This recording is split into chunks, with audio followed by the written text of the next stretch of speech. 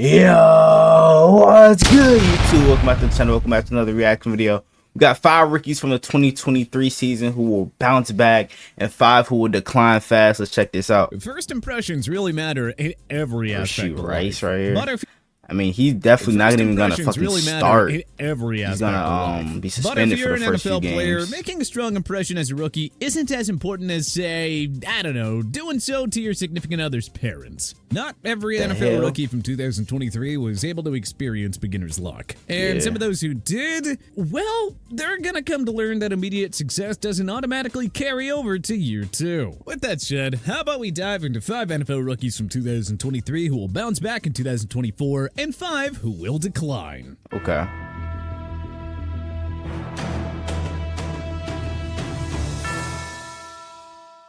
Bounce back, Bryce Young. Young. Nothing Yeah, went because right for the their first head overall- coach, you know what I'm saying, he was able to reignite Geno Smith's career and Baker Mayfield's career as well. They both had career years when he was, I'm saying, under offensive coordinator for them. Like Geno won he won comeback player of the year a couple years ago, and then Baker Mayfield had a career year last year with the Bucks. Pick of Going for 4,000 yards and Bryce shit like Young that. played behind a horrible offensive line Let that him allowed get paid 62 big money. sacks. 33-year-old Adam Thielen was his only good receiver. Head coach Frank Reich was canned after a 1-10 start, and the team fared no better under interim head coach Chris Tabor. Well, Young gets a fresh start after a nightmare of a rookie year. I'm hoping Head Bryce coach Young can Dave really Canales, pop who off, revived bro. Baker Mayfield's career I'm a in huge Tampa Bay Bryce last Young season, fan, can only bro. be an upgrade over Roll Reich on Tide. offense. Despite having limited draft capital to work with, GM Dan Morgan was able to snag 3 new offensive weapons in South Carolina wideout Xavier Legette, Texas running back Jonathan Brooks, and tight ends Jatavian Sanders. Before the draft, Morgan acquired former 1,000-yard receiver Deontay Johnson in a trade with the Pittsburgh Steelers. He also improved the interior O-line by signing 2 quality guards in Robert Hunt and Damian Lewis. An offense with Legette, Brooks, Sanders, Thielen, Johnson, and Chuba Hubbard suddenly... I ain't gonna lie, that offense looks solid other than Adam Thielen, but Adam Thielen is definitely gonna be probably like the third receiver on the depth chart.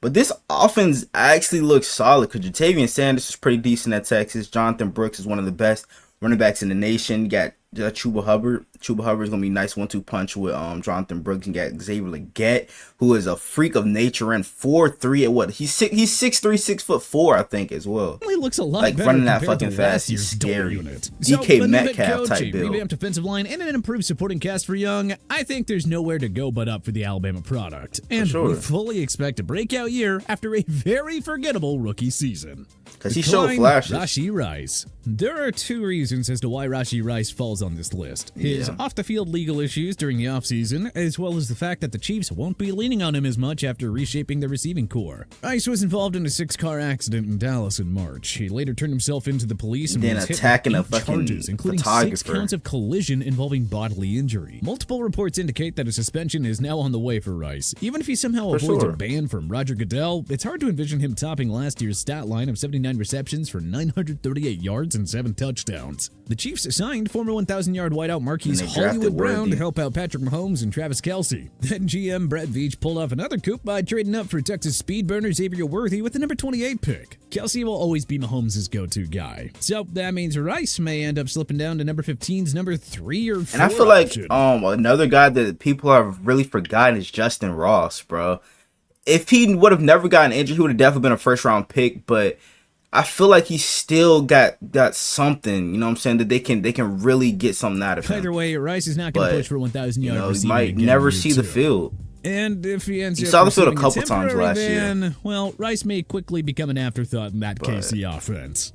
Bounce back, Quentin Johnston. Hindsight is 2020, but many folks really think Quentin Johnston's gonna bounce back? Chargers for drafting Johnston at number 21 overall ahead of Zay Flowers and Jordan Addison, 2 stars who went on to dominate with their respective teams. Even with star wideout Mike Williams missing most of 2023, Johnston was able to emerge as a key target for Justin Herbert. Johnston caught just 38 passes for 431 yards and 2 touchdowns. How many of those did he Well, drop? Josh Palmer, who played 7 fewer games than Johnston, had 150 more yards. Damn. Austin Eckler, a running back, also had more catches and receiving yards than Johnston, despite missing 3 games. Well, this is now Johnston's golden opportunity to bounce back. The Chargers released Williams and traded Keenan Allen to the Chicago Bears. Eckler signed with the Washington Commanders in free agency, leaving Justin Herbert 3 stars short on offense now. Not to mention that Jim Harbaugh knows better than most how to maximize the talents of his youngsters. Certainly, he can't do any worse than Brandon Staley. No, the Bucs used a second-round pick on Georgia's Ladd McConkey, but they have 0 proven playmaking veterans to help Herbert. So it just feels like everything is now opening up for Johnston to step up and emerge as a top-flight star with Williams, Allen, and Eckler. I guess, bro. Consider him in the later rounds just gotta, of fantasy drafts because Johnston get better is at catching to the put it all football together in year consistently. 2.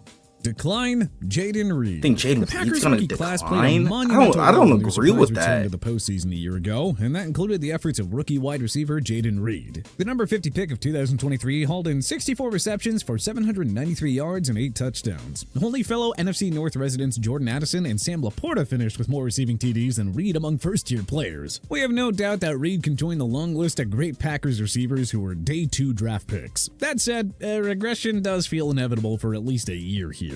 Keep in mind that Green Bay's number 1 receiver, Christian Watson, was limited to 9 games last season due to injury. Rookie tight end Luke Musgrave missed 6 games as well and should expect a bigger role alongside fellow sophomore TE Tucker Kraft. Romeo Doubs will also vie for the Packers WR2. I mean, that is fair. They do got a lot of that's only the passing weapons, game that we've discussed so I far. don't think he's Green gonna Bay will also necessarily rely heavily decline. on new RB1 Josh Jacobs and veteran I think he's gonna AJ definitely Dillon. The be a former key especially piece should to their command his offense. fair share of targets in Like the on a lot passing of game. gadget Reed plays can and shit like totally that. still be a star, but there's only one football for Jordan Love to throw this season. And since he's loaded with playmakers at all skill positions, it just feels obvious that Reed will have a reduced role here in 2024.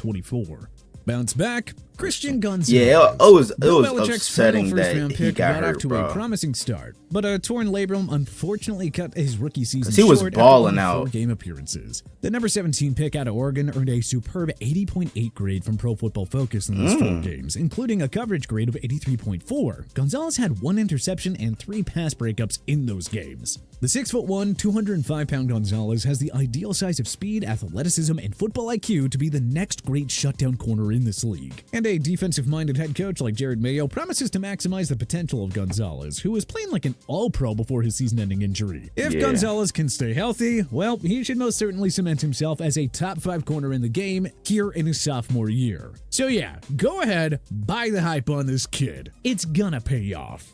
Decline, Byron Young. The Los Angeles Rams hit the jackpot when they selected Young 77th overall. This one's very interesting because they did draft Jared Verse.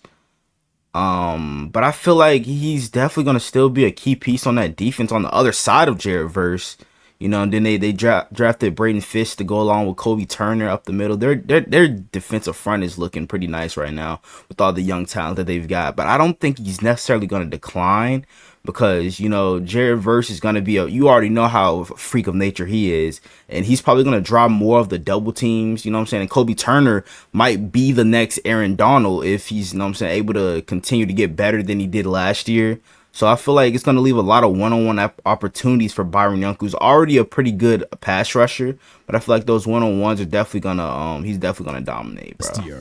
So I don't necessarily agree with this one. Rookies behind only teammate Kobe Turner and his 9 takedowns. Young's 8 sacks looked pretty good on paper, but he only had a 63.5 grade on PFF on that year. And PFF is a joke, Young was the beneficiary of playing with the now retired Aaron Donald, who constantly demanded double teams, which in turn opened up opportunities for Young to rack up his individual stats. And if you're in the club where sacks tell the story, well, good luck to Mr. Young. The Rams drafted 2 more stud pass rushers in Florida State standouts Jared Verse and Braden Fisk. With Turner also well positioned to build off his strong rookie year, Young is bound to take a step back to the reshaped Rams front 7 with Donald no longer in the picture.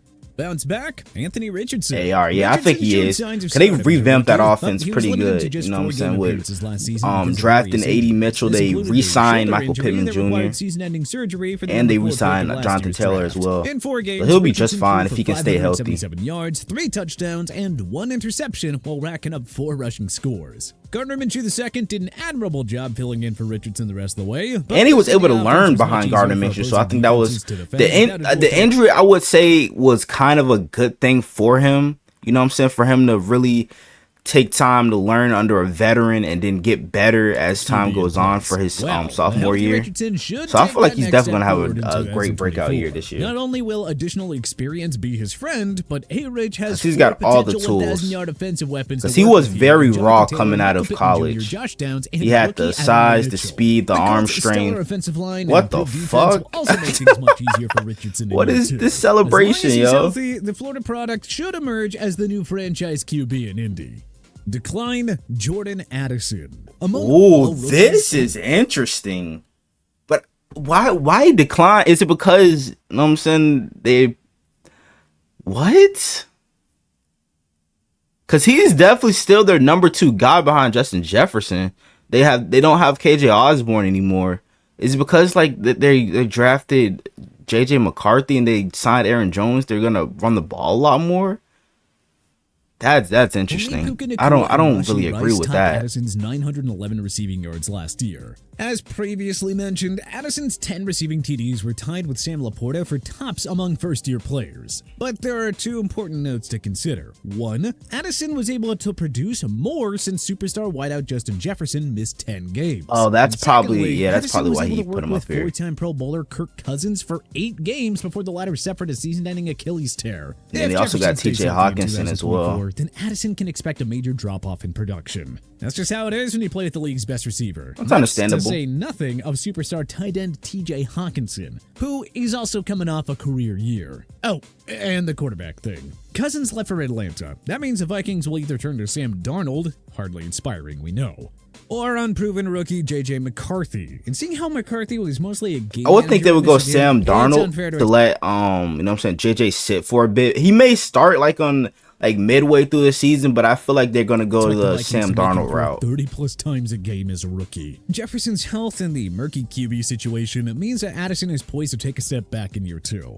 But if McCarthy proves to be the guy at QB down the stretch, well, Addison and JJ could emerge as the next great NFL receiving duo. Bounce back, Tyree Wilson. Wilson filled a major need. And this one, I definitely agree. He was disappointing last year, but this year, I feel like he's going to have a lot more opportunities with them already having Max Crosby and them bringing in Christian Wilkins. So those 2 are going to draw most of the double teams, which are going to leave him on an island, you know what I'm saying, to dominate and shit like that. This is kind of like the same story with the Rams, you know what I'm saying, defensive front.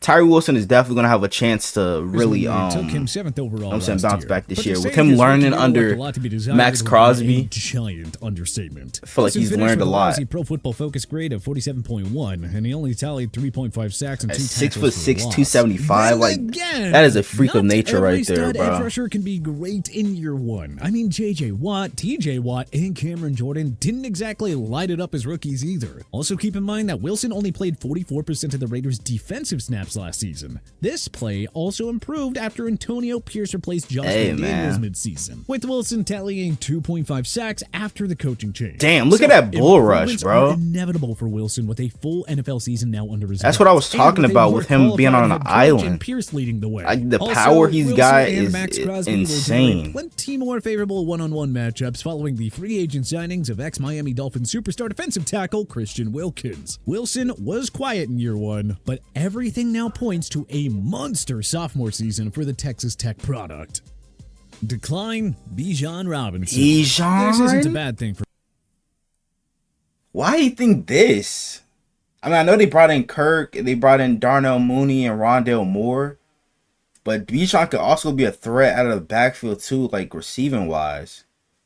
For Falcons fans. The fact is, if Robinson takes a step back in production, that means Kirk Cousins will live up to year 1 of the $180 million contract that he signed in free agency. The number 8 pick of the 2023 draft was great for fantasy football owners, racking up 976 rushing yards, 1,463 yards of offense, and 8 total touchdowns. But you can't possibly expect Robinson to produce that stat line again now that the Falcons have a QB. Then Falcons head coach Arthur Smith knew he was handcuffed at QB with Desmond if the Falcons